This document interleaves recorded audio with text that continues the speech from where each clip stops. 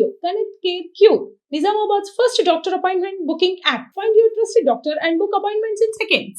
Section officer and district collector గారికి తర్వాత additional collector local bodies కి ఇన్స్పెక్టర్ కమిషనర్ నిజామాబాద్ కి వాళ్ళందరికీ తెలుసు రేపటి నుంచి మనకి municipal corporation Nizamabad municipal corporation అట్లాగే ఆర్మూర్ బోధన్ అండ్ బీంగల్ మున్సిపాలిటీస్ లో ఎలక్షన్ ఉంది. టోటల్ వార్డులు డివిజన్లు కలిపి 146 ప్లేసెస్ లో వార్డ్స్ ఆర్ డివిజన్స్ లో ఎలక్షన్ ఉంది. అది 220 లొకేషన్స్ లో ఉన్నాయి. దాన్ని పోలీసులు రెవెన్యూ డిపార్ట్మెంట్ అంతా ప్రీవియస్ ఎక్స్పీరియన్స్ బట్టి తర్వాత అక్కడున్న కొన్ని క్రైటీరియా ఎలక్షన్ కమిషన్ ఇచ్చిన క్రైటీరియా బట్టి hyper sensitive and normal divide చేశాం. హైపర్ సెన్సిటివ్ వచ్చేసి 59 లొకేషన్స్ లో ఉన్నాయి. సెన్సిటివ్ వచ్చేసి 72, అట్లానే నార్మల్ వచ్చి 89 లొకేషన్స్ లో పోలింగ్ వార్డ్స్ డిఫరెంట్ ఉంటాయి. ఒక్కొక్క వార్డ్ ఒక్కొక్కసారి 2 పోలింగ్ లొకేషన్ లో ఉంటాయి. అట్లానే 2-3 వార్డు కూడా ఒక పోలింగ్ లొకేషన్ లో ఉంటుంది. అట్లా 6 లో ఉన్నాయి. అయితే వీటి అన్నిటికీ ఒక లొకేషన్ లో ఎన్ని పోలింగ్ స్టేషన్స్ ఉన్నాయనే దాని బేసిస్ మీద బందోబస్తు చేసుకోవడం జరిగింది.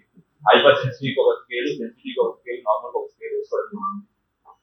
ఇలా టోటల్ మన ఈ 220 లొకేషన్స్ కి ప్రతి లొకేషన్ కి ఇక్కడ నుంచి distribution centre DRC 4 DRC centres నుంచి వెళ్ళే వెహికల్స్ కి మన రూట్ మొబైల్స్ ఇచ్చుకోవాలి. అట్లాగా మొత్తం నిజామాబాద్ లో 38 రూట్ మొబైల్స్ ఇవ్వడం జరిగింది. అట్లానే ఏరియాని బట్టి ఇక్కడ నిజామాబాద్ లో అయితే ప్రతి ఒక్క పోలీస్ స్టేషన్ పరిధికి ఒక స్ట్రైకింగ్ ఫోర్స్ ఇవ్వడం జరిగింది. అదే బోధను ఆల్మోస్ట్ ఒకే పోలీస్ స్టేషన్ లో ఉంటాయి కాబట్టి దాన్ని మళ్ళీ డివైడ్ చేసుకుని బోధన్లో 3 స్ట్రైకింగ్ ఫోర్స్, ఆర్మూర్లో 2, భీమ్గల్లో 2 స్ట్రైకింగ్ ఫోర్స్ డివైడ్ చేసుకోవడం జరిగింది. తర్వాత స్పెషల్ స్ట్రైకింగ్ ఫోర్స్ లని ఏసీపీల ఆధ్వర్యంలో పెట్టడం జరిగింది. స్ట్రైకింగ్ ఫోర్స్ అన్ని సిఏ ఆధ్వర్యంలో ఉంటాయి. స్పెషల్ స్ట్రైకింగ్ ఫోర్స్ ఏసీపీ ఆధ్వర్యంలో ఉంటాయి.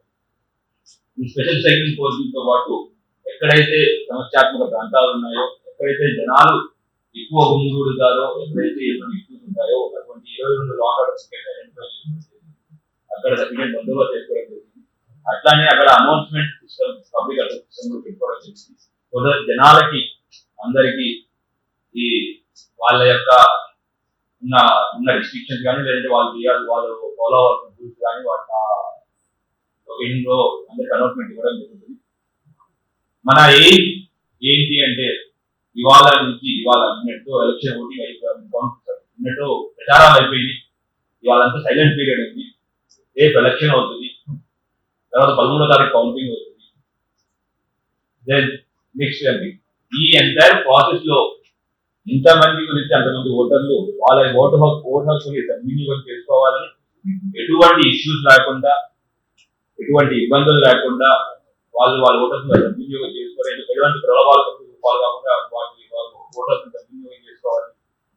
వాళ్ళు ఇంటి నుంచి ఓటేసి ప్రశాంత్ వాళ్ళ ఇంటికి వెళ్ళేటట్టు, తర్వాత ఎలక్షన్ ప్రక్రియలో భాగంగా కౌంటింగ్ కానీ కూడా ప్రశాంతంగా విధంగా స్ట్రాంగ్ రూమ్స్ ని డిస్ట్రిక్ట్ అడ్మినిస్ట్రేషన్ తో పాటు పోలీసు వాళ్ళు వెళ్ళి రిపేర్ చేయడం, వాటికి సపరేట్ బందోబస్తు చేసుకోవడం, ఎలక్షన్ బందోబస్తు చేసే వాళ్ళు మళ్ళీ స్ట్రాంగ్ బందోబస్తు చేసుకోకుండా సపరేట్ వాళ్ళని కాంపరేట్ ఇవ్వడం.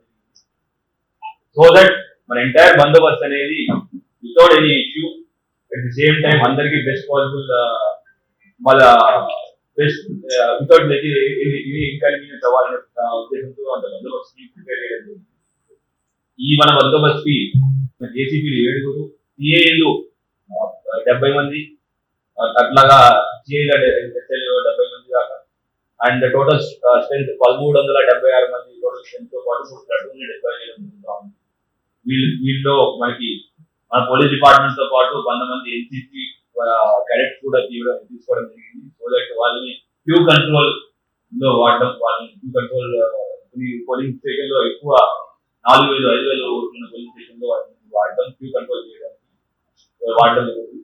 అట్లానే మనకి బయట నుంచి అంటే సిఐడి నుంచి, యాంటీ కరప్షన్ బ్యూరో నుంచి అండ్ హైదరాబాద్ సిటీ పోలీస్ నుంచి కూడా ఫోర్స్ రావడం జరిగింది. వాళ్ళందరికీ డిప్లాయ్మెంట్ చేసుకుంటూ, వాళ్ళందరికీ బ్రీఫింగ్ ఇచ్చుకుంటూ, ప్రతి ఒక్కరికి పాయింట్ టు పాయింట్ బ్రీఫింగ్ చేసుకుంటూ ఎంటైర్ బందోబస్తు ప్లాన్ చేసుకుంటూ మీడియా మిత్రుల ద్వారా అందరికీ ప్రజలందరికీ ఎవరైతే ఓటు హక్కు వాళ్ళు వినియోగిస్తున్నారో అందరికీ ఒక విజ్ఞప్తి, రేపు మీ అమూల్యమైన ఓటు వినియోగించుకోవడానికి ఒక అద్భుత అవకాశం, అందరూ వాడుకోండి. వందబెట్టిన దాకా ఎటువంటి వెహికల్స్ యొక్క అనుమతి ఉండదు. తర్వాత పోలింగ్ బూత్ లోపలికి ఎటువంటి మొబైల్ ఫోన్స్ అలౌ చేయరు. మీకు ఇచ్చిన టైమింగ్ మార్నింగ్ 7 నుంచి 8 దాకా ఏదైతే సమయం ఇచ్చారో ఆ సమయంలో మీరు ఓటు హక్కు వినియోగించుకోవాలి. వచ్చిన తర్వాత మీరు అక్కడ అన్ని చోట్ల 163 అనేది అంటే పాత రోజుల్లో చెప్పాలంటే 144 CRP సెక్షన్ అమల్లో ఉంటుంది. అనవసరంగా అకారణంగా ఏరియాలో తిరగడం అటువంటి చేయకండి, గుంపుపడడం అటువంటి చేయకండి. ఓటు వేసుకోండి, ఓటు వినియోగం చేసుకుని మళ్ళీ మీ ఏదైతే దినచర్య ఉందో దానికి వెళ్ళిపోవాలి. అంతేగాని ఎలక్షన్ ఎవరైనా దానికి ఇష్యూస్ చేస్తే మాత్రం వాళ్ళని తప్పకుండా కఠినమైన యాక్షన్ తీసుకోవడం జరుగుతుంది. అట్లానే ఈ లాండ్ ఆర్డర్ పికెట్స్ తో పాటు మేము హోల్డింగ్ పాయింట్స్ డిసైడ్ చేసుకున్నాం. In case any untoward incident అయినా కూడా మనం హోల్డ్ ఆఫ్ చేయడానికి స్పెషల్ ఫోర్స్ అంతా చేసుకోవడం జరిగింది. అట్లానే ఓటర్లందరికీ మా విజ్ఞప్తి, మొబైల్ ఫోన్లు ఇందాక డిస్ట్రిక్ట్ కలెక్టర్ గారు చెప్పినట్టు మొబైల్ ఫోన్లు కానివ్వండి, లేదు అంటే ఏదైనా ద్రవ పదార్థాలు తాగే నీళ్లు ఇంకు అట్లాంటి ఏవి పోలింగ్ బూత్ లోపలికి పర్మిషన్ ఉండదు. ఇటువంటి వాళ్ళు ఎవరైనా తీసుకువెళ్ళినట్టు తెలిసిన ముందే మనం ఫిక్సింగ్ లో చేస్తాం, ఫిక్సింగ్ చేసి అక్కడ ఆపేస్తాం. దానికన్నా ఉత్తమం మీరు తీసుకురావడం ఉత్తమం. మీకు కావాల్సిన వాటర్ అండ్ అదర్ ఫెసిలిటీస్ కూడా ప్రతి పోలింగ్ బూత్ లో కలెక్టర్ మేడం అన్ని అరేంజ్మెంట్స్ చేశారు. మన దగ్గర నుండి అడిషనల్ కలెక్టర్ లోకల్ బాడీ ఇన్స్ట్రూట్ చేస్తున్నారు. సో అటువంటి ఏ తీసుకురాకూడదు. అండ్ ముందే ఫోన్లు అన్ని బయట పెట్టించేస్తారు. ఎవరైనా ఫోన్ తీసినట్టు తెలిస్తే మాత్రం వాళ్ళ మీద కేసు పెట్టడం జరుగుతుంది. మనకి కేసు పెట్టి వాళ్ళ కూడా వృత్తాంతాలు ఉన్నాయి. సో వాళ్ళందరికీ మళ్ళీ ఒకసారి విజ్ఞప్తి, ఇంపార్టెంట్ స్టెప్ ఎంత చెప్పినా ఎండ్ ఆఫ్ ది డే మేము ఎన్ని అరేంజ్మెంట్ చేసినా ఓటర్ల కోసం వాళ్ళు వచ్చి వాళ్ళు ఓటు హక్కు వినియోగం చేసుకోవాలి. సో అందరికీ డిస్ట్రిక్ట్ అడ్మినిస్ట్రేషన్ తరఫున, డిస్ట్రిక్ట్ కలెక్టర్ గారి తరఫున, పోలీస్ కమిషనర్ నేను అందరికీ రిక్వెస్ట్ చేస్తున్నాను, మీ అమూల్యమైన ఓటు హక్కును వినియోగించుకోండి. Thank you. జై హింద్.